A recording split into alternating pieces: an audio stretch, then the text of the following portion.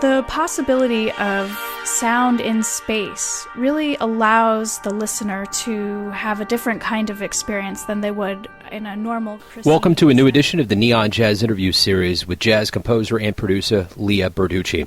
We caught up with her in May 2020 during the COVID-19 lockdown to talk about her latest 2020 CD, Acoustic Shadows.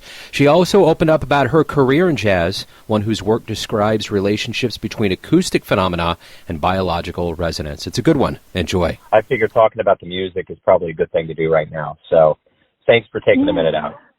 Of course. So I like the name of the album, Acoustic Shadows. And my first question is, it's got to be bittersweet to be able to release material during a pandemic, but you can't back it up with live music. Mhm. Yeah, it's a different kind of promotion that I have to do. I mean, you know, I was supposed to be on a 22-date tour, and I had a lot of performances scheduled for the rest of this year. So I'm really glad that they didn't push back the release date or anything like that, because I think that people are beginning to sort of like understand the economy or like lack of economy in the arts in general, and especially in the performing arts.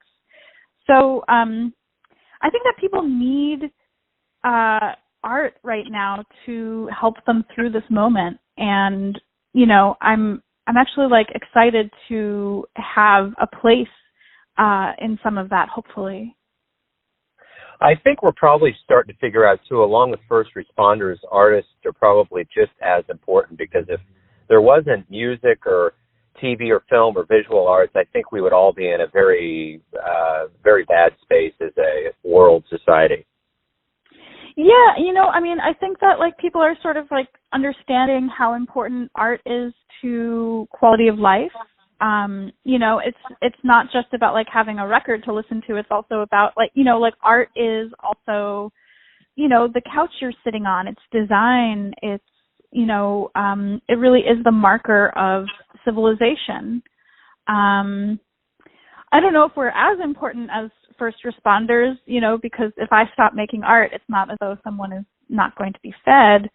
But I do think that like it forces everybody to reevaluate, you know, the systems that we engage in, and how like fundamentally screwed up they actually are.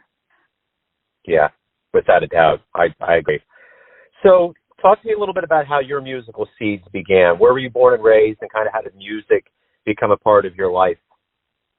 Sure. I grew up in the Hudson Valley. When I was a young child, I lived in Woodstock, New York.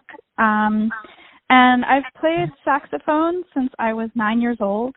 I started it in public school band, like many children of the same age.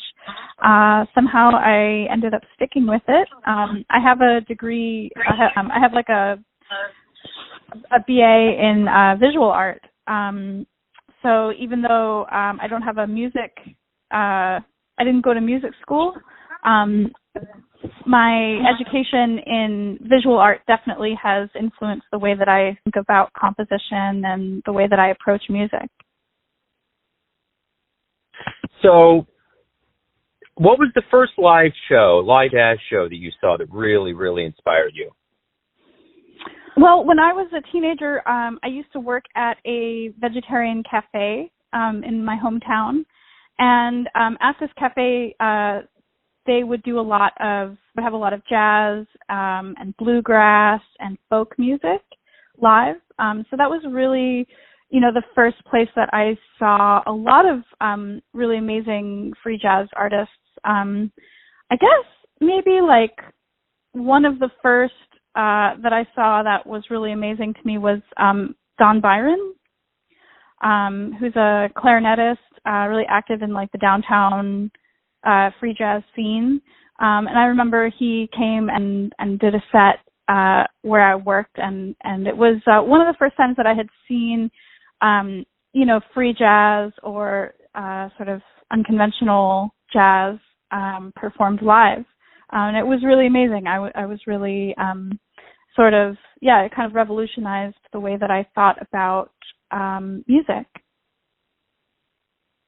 So is this what you wanted to do with your life? Are you happy being a musician right now? Right now, no. I mean, I was, 2 months ago, but at the moment, not really. I always knew that I was going to be an artist. I think that was never really much of a question in my mind, that I would be an artist of some sort. I did visual art for a long time. I was really, I was active as a photographer and filmmaker. So, I always knew that I was going to be an artist one way or the other. I guess the last 10 years or so has been dedicated pretty much exclusively to making music. So, it's a life that is not easy by any stretch of the imagination, especially as an American. But I would say that I don't have much of a choice. It's what I'm compelled to do, and it's what I'm good at. And it's kind of just like what is in the cards for me, I suppose. Yeah, and I wasn't baiting you with that. I think sometimes I come right out and say, hey, did you always want to be a musician? I think it was more of a kind of a reflective piece in this new COVID-19 world, because I think all of us are kind of hitting this existential intersection of a lot of things that we've decided that we either do or don't want to do with our lives. Yeah, for me, it's not really much of a, I don't have much of a choice than to be an artist. The medium can shift, like at some point in my life, I might end up being a filmmaker again. But for now, for sure, I think that it's actually like really important that I continue to do what I do. I think that it is helpful to people. And I think that it really is an essential activity right now. So it's my duty as an artist to like understand and reflect and help process this like collective trauma that we're all experiencing. So yeah, it's always been sort of like a given that I would be an artist in some kind of capacity. Probably in this time of absence from live performance and music, there's probably memories that you've had, magic moments on stage, collaborating with big shots and just regular musicians. What memories are really coming to mind right now as we go through this absence? In general, I think that this has really been an opportunity to take stock of, the extreme privilege I have of being able to tour and being able to collaborate. It's not that I miss performing so much, it's that I miss playing music with my friends. I really miss being able to have those types of really fundamentally beautiful human interactions through improvisation and through collaboration. So I would say that that's certainly the thing that I miss the most.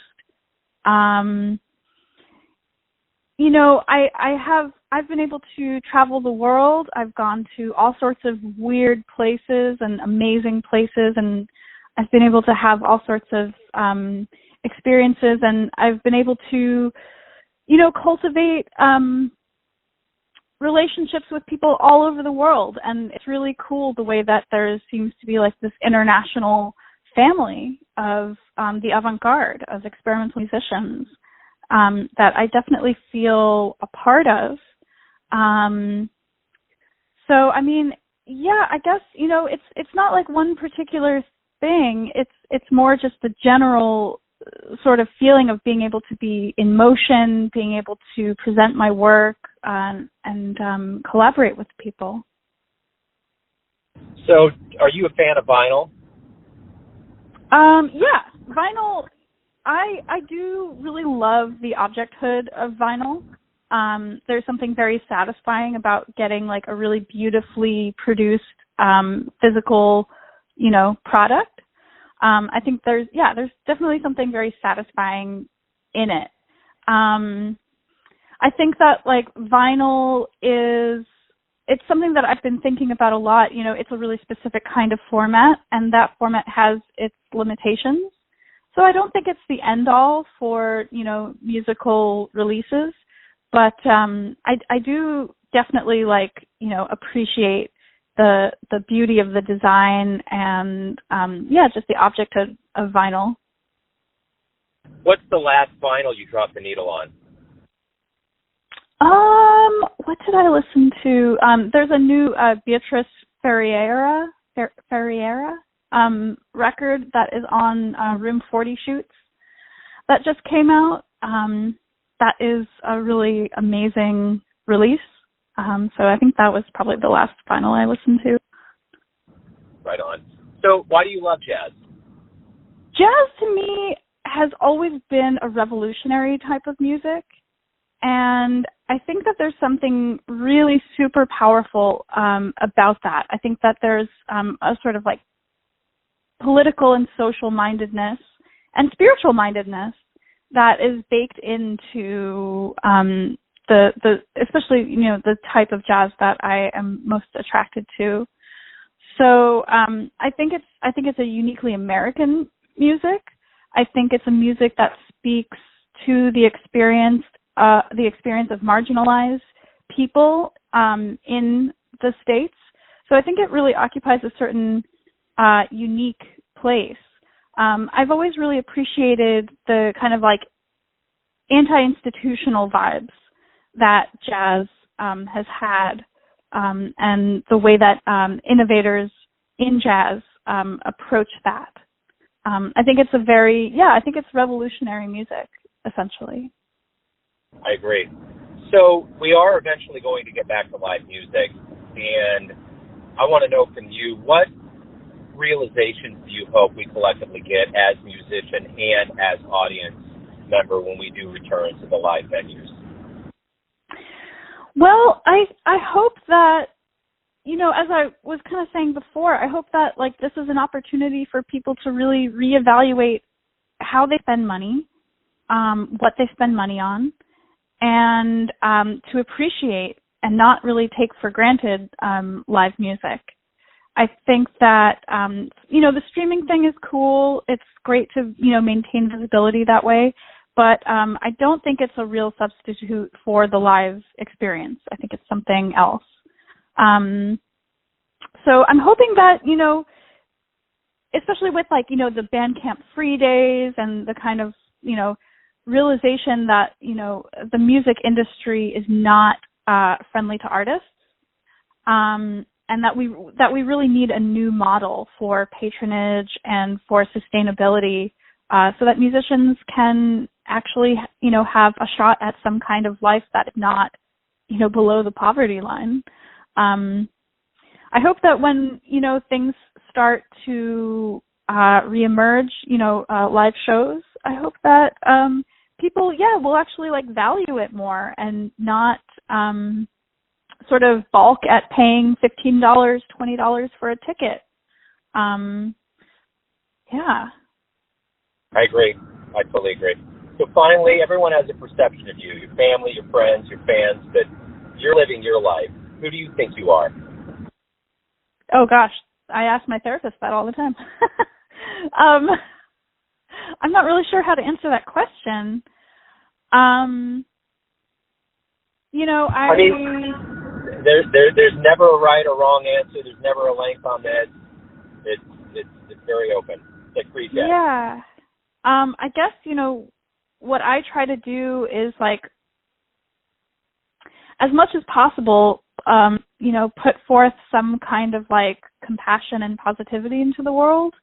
I think that doesn't mean, you know, not being critical of our society and the things in it. But, you know, I hope that I can, as an artist, you know, provide some degree of comfort and inspiration to other people through my work. That is kind of the goal, I guess. It's a great answer. Thanks. Yeah, I like that. Hey, hang in there up there. Thank you for taking some time out of Neon Jazz to talk about this, you know, weird Lynchian world we're living in. I appreciate it. Yeah, thanks so much for having me on. I really appreciate it. Thanks for listening and tuning in to another Neon Jazz interview, where we give you a bit of insight into the finest players and producers and composers in New York, L.A., Kansas City, and spots all over the world, giving fans all that jazz. Thanks to Lea for her time, music, and story. If you want to hear more interviews, go to Famous Interviews with Joe Domino on the iTunes Store. Visit Neon Jazz at youtube.com, and for everything Neon Jazz all the time, go to the neonjazz.blogspot.com. Until next time, enjoy the jazz, my friends.